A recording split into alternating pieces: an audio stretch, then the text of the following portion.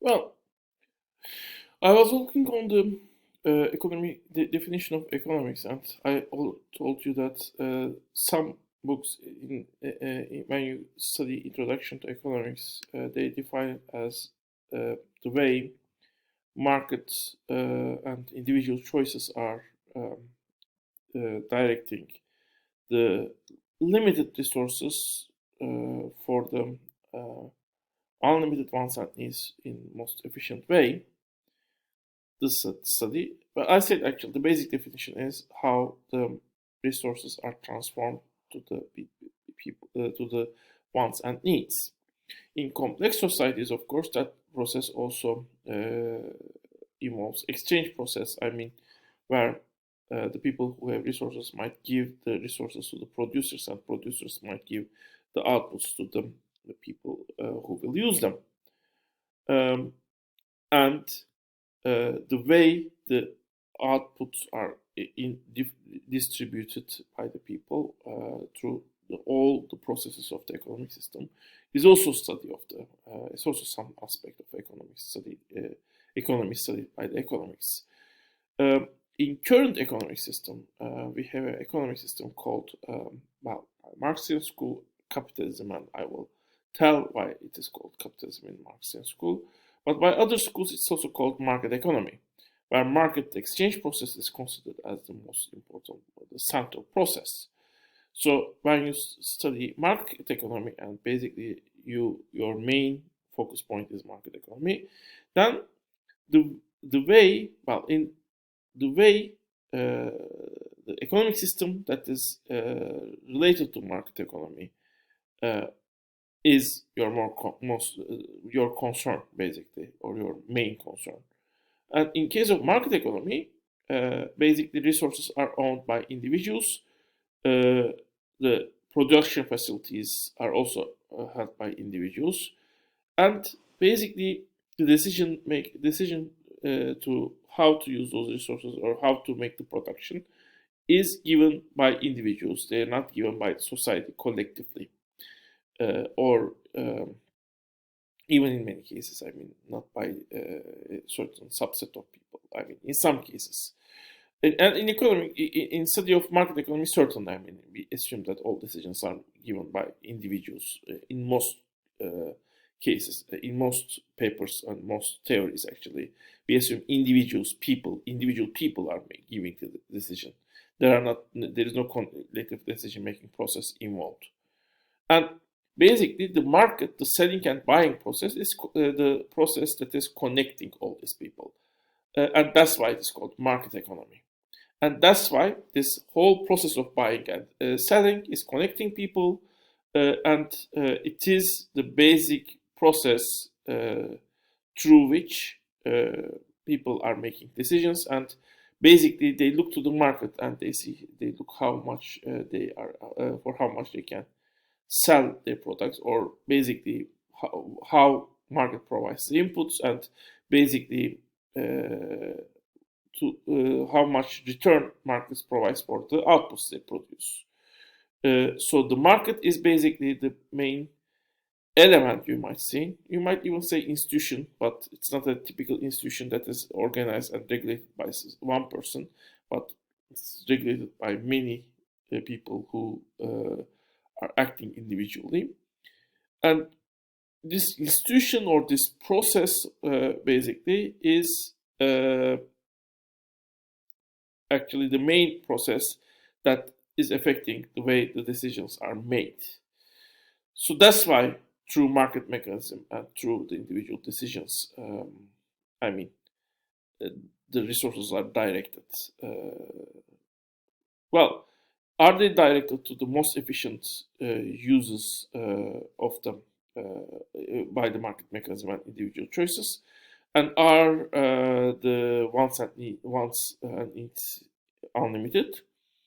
Well, those are the things that are assumed by the uh, neoclassical school. I mean, they are not accepted by necessarily all the schools, although, uh, well, other schools also don't challenge those two assumptions. Also, well, they challenge a lot whether market economy is actually directing the resources efficiently, but they don't challenge whether the wants and needs are infinite or not.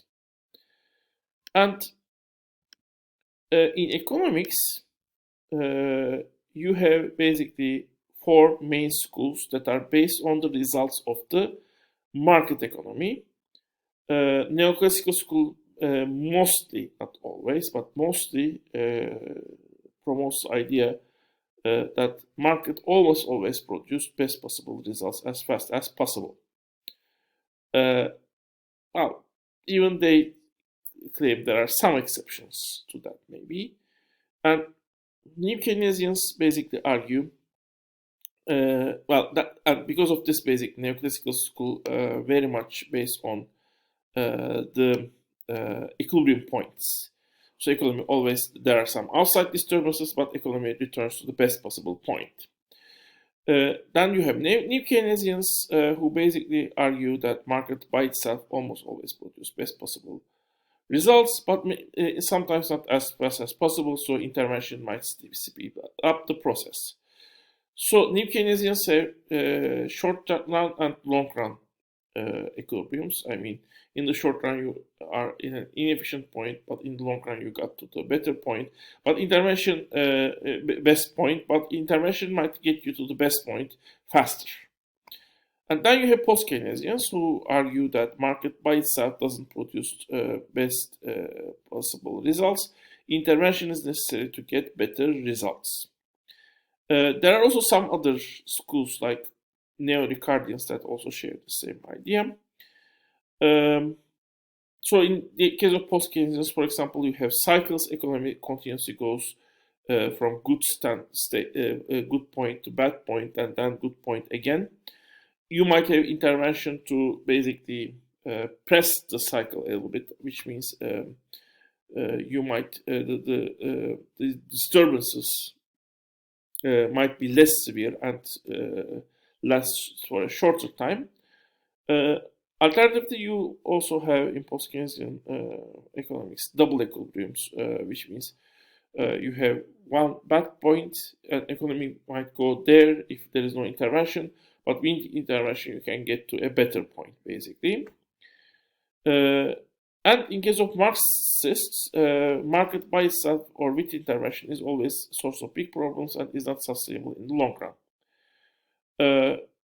So, I mean, at first it might produce a better economic system when market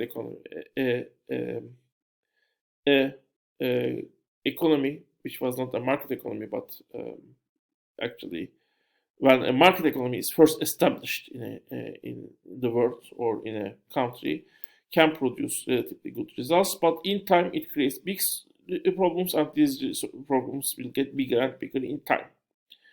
Within Marxists, you might also have maybe two different groups. One group is more fundamentalist, which argue, I mean, the study of potential stabilization of the market economy or capitalist system is waste of time, while for others it is not so much waste of time. I mean, you might there might be some in the short run, capitalist system might stabilize itself, and how it does so is a relevant thing to study.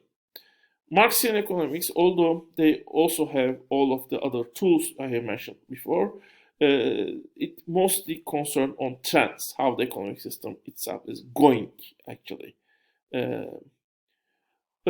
I have told you the basic lines, although in some cases you have actually the line between them might be actually crossed by some economists. So some post-Keynesians might have the viewpoint of Marxists, or some Marxists might have viewpoints of post-Keynesians.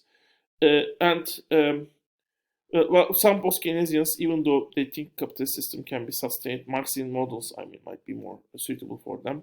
So they might be Marxist in terms of methodology, but they might think actually, well, with market might be actually still with intervention might produce maybe some good results, at least in some good results.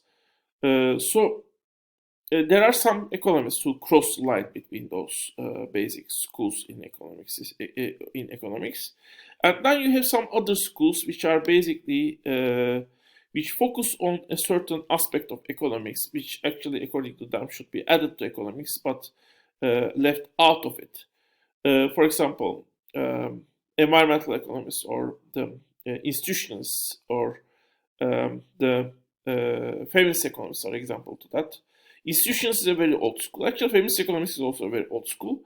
Institutionalists argue that economics is not considering the importance of institutions within itself. Actually, the way institutions function and the role they have in the society might be very important in how economic system is also functioning.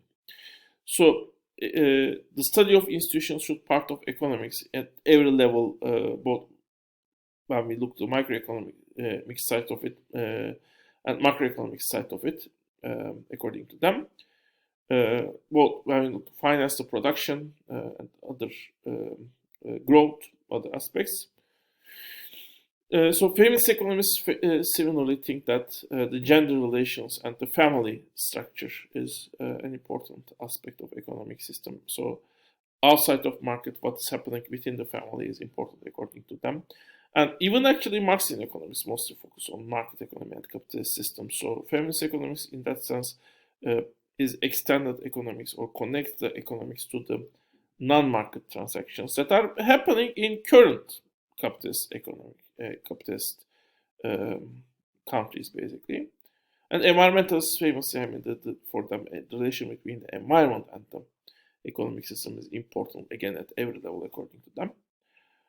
And there are some other examples of this type of schools also in economics. So now we can talk on the Marxism. Well, Marxism has actually, we might say, three different phases. It's an ideology, we might say. We might basically tell that this ideology is within the broader ideology of the socialism. Socialism is basically an ideology which focuses on the value of equality. I mean, equality is an important value, and it is necessary to attain to get a better society according to socialism. But it has many different currents. It was found before Marx. Marx has become dominant figure, but it still has important figures except Marx also, and some of them are very much opposing Marx basically. But Marxism is kind of the framework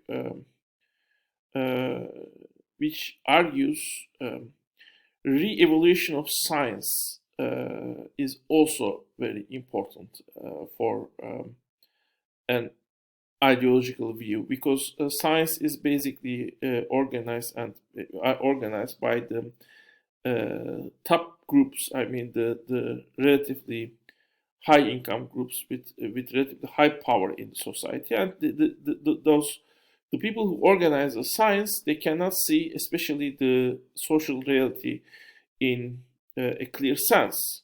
So science should be organized in a way so that the viewpoints of other classes, other groups in the society should also be taken into account when social science and sciences in general and social sciences in particular be studied.